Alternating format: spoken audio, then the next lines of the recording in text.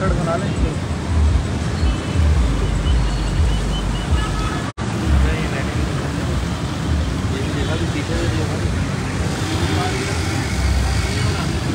सही आ रही है।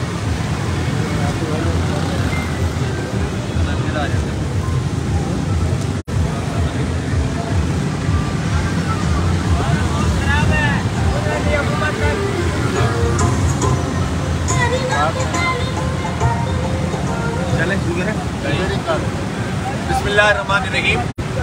हम यहाँ एम.ए. जिन्ना रोड पर मौजूद हैं और हमारे बिल्कुल पीछे मज़ार कायद नज़र आ रहा है। और आप ये देखें कि बारिश का जो आखिरी स्पेल था उसको गुजरे हुए अब तकरीबन 7 घंटे हो चुके हैं, लेकिन इस वक्त भी हम इस मेन शहर के मज़ार कायद के बिल्कुल करीब जिस पानी में मौजूद है हमारे मुल्क नज़र आ रहा है। पूरा शहर इस वक्त डूब चुका है, लोगों के घरों में पानी आ चुका है। DHA से लेकर सरजानी तक और कोरंगी और लाडी से लेकर औरंगी टाउन तक एक बिल्कुल इस तरह का मंजर है कि जैसे कोई दरिया बह रहा है, कोई समंदर है। और ये सिर्फ इस वजह से है कि नाअहली है, करप्शन है, लूट मार है उस हुकूमत की जो 14 साल से बरसर इक़्तिदार है। मुसलसल 14 साल से पीपल्स पार्टी हुकूमत कर रही है। 2 साल पहले जब बारिश तेज हुई थी और इसी तरह से लोग डूबे थे, DHA जब बिलाखिर डूबा था तो उस वक्त इमरान खान साहब तशरीफ लाए थे और सब ने मिलकर एक कराची ट्रांसफॉर्मेशन प्लान का ऐलान किया था। एक कमेटी कायम हुई थी और कराची ट्रांसफॉर्मेशन प्लान ने यह ऐलान किया इमरान खान ने कि हम 3 साल में 1100 अरब रुपए कराची पर खर्च करेंगे और पहले ही साल में आपको पता चल जाएगा कि कितनी बड़ी बड़ी चीजें हम कर रहे हैं। और उसके साथ जो है वो फिर उन्होंने 3 साल का जो पैकेज दिया, वो पैकेज आज इस दूसरे साल में बारिश के साथ बह गया है। इमरान खान, मुराद अली शाह और वसीम अख्तर उस वक्त साथ बैठकर उन्होंने प्रेस कॉन्फ्रेंस की थी। हमने उस वक्त भी कहा था कि इन लोगों को न कराची की समझ है, ये सिर्फ लिखी हुई तकरीरें पढ़कर कराची के लोगों को बेवकूफ बनाते हैं। और पीपल्स पार्टी यहाँ पर मुसलसल MQM के साथ मिलकर कराची के साथ जो सलूक करती रही है वो सबके सामने है। आज अमलन सूरत हाल ये है कि बस्तियों की बस्तियां डूब गई हैं। DHA के कितने लोग हैं डूबे हुए हैं। आप महमूदाबाद नाले के अतराफ के PSHS 6 के लोग डूबे हुए, उनके घरों में पानी है। कराची एडमिन सोसाइटी के घरों में पानी है।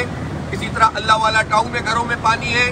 गुज्जर नाला के साथ और औरंगी नाला के साथ जितनी आबादियां हैं करीब करीब की सबके घरों में पानी आया हुआ है। इसी तरह सरजानी टाउन आप देख लीजिए, वहां पर लोगों के घरों में पानी है।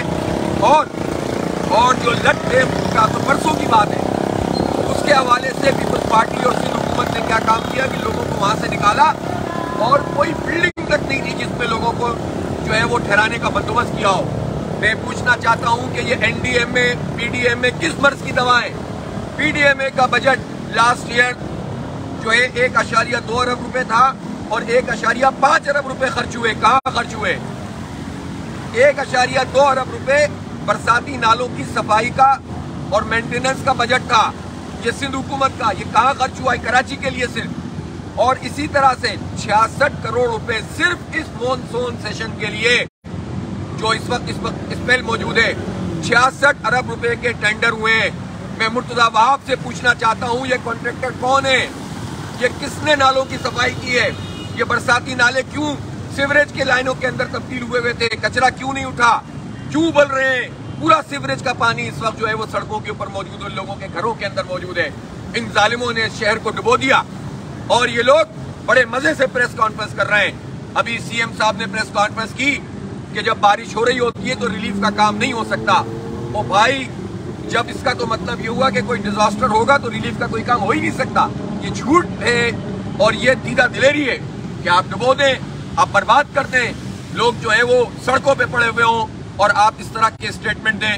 हमारे मुर्तजा वहाब साहब बिल्कुल उसी डगर पे है जिस तरह PTI के लोग सोशल मीडिया पे चीजों को पता करते थे।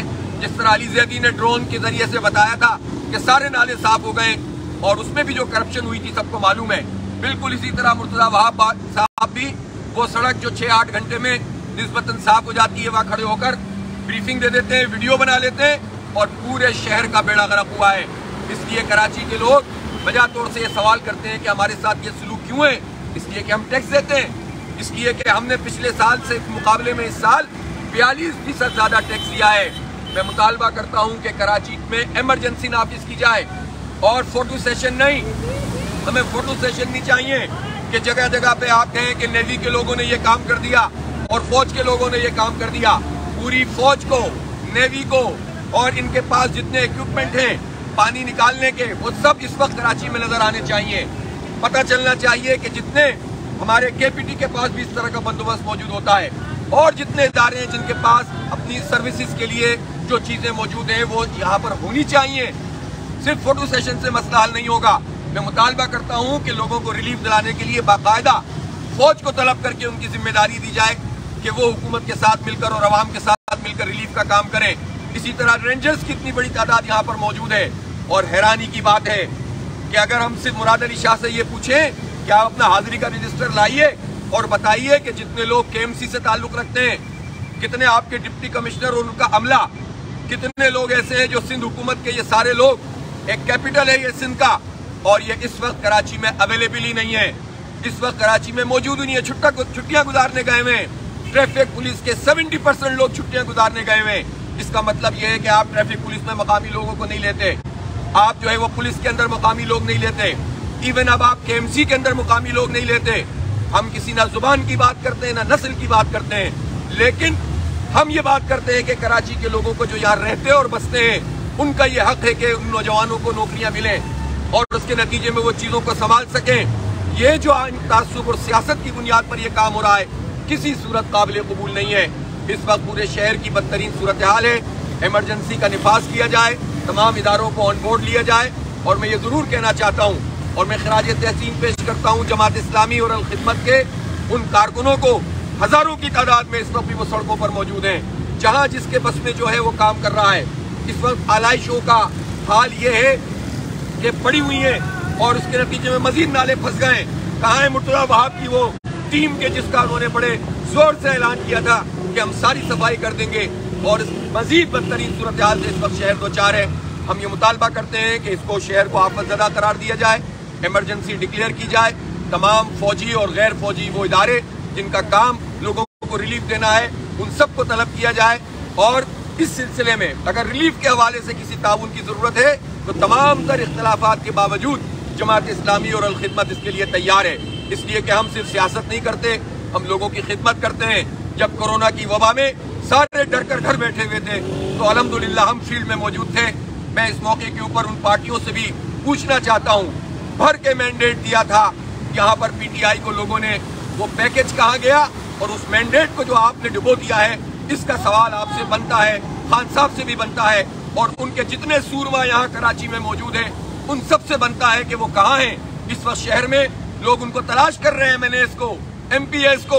इतने बड़े उन्होंने MNA फंड से जो सड़कें बनाई थी वो पहली बारिश में बह गई, इसमें तो बिल्कुल ही बर्बाद हो गया है। लोग सवाल कर रहे हैं MQM से, 35 साल तक आपने इस शहर के ऊपर हुकूमत की है, हर हुकूमत का हिस्सा रहे हैं और इस 35 और अभी आपने बारिशों में जब हम पहने लगे आपने हमें डुबो कर एक और कीमत वसूल की, एक मुशीर का मजीद इजाफा करवा लिया।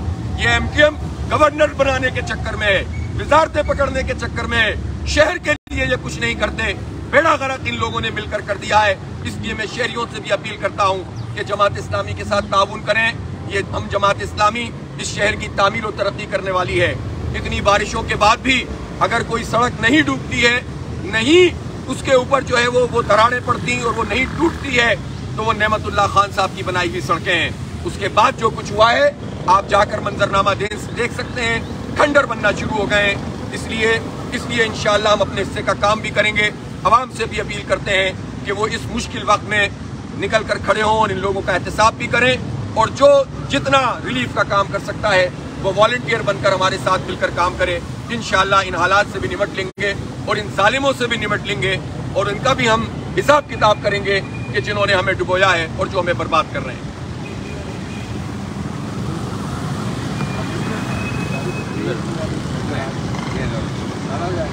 नहीं सर।